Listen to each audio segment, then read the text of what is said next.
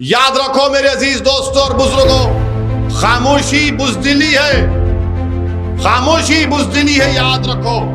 और भारत के संविधान में आपको बोलने का इख्तियार है, आपको बोलना पड़ेगा, आपको लड़ना पड़ेगा पुरअमन तरीके से।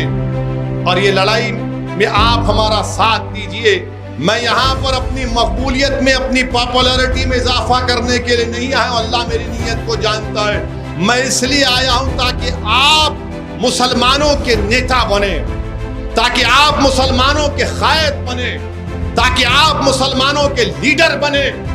और जब यहां से वो खड़ा हो जाएगा तो मैं आपसे वादा कर रहा हूं, सऊद्दीन ओवैसी उसके पीछे खड़ा होगा और उसको सामने रखकर कहेगा कि तुम क़यादत करो इन मजलूमों की, तुम इनके मुकद्दर के फैसले तय करो। कब तक हमारे मुकद्दर के फैसले कोई कांग्रेस और बीजेपी करेगी?